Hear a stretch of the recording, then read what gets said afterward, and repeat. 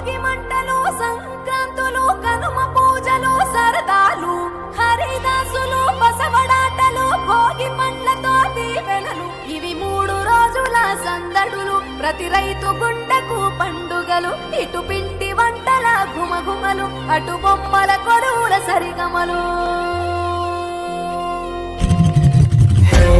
రంగు పతంగి వచ్చింది హే నింగి సింగిడి అయ్యింది హే చల్ చర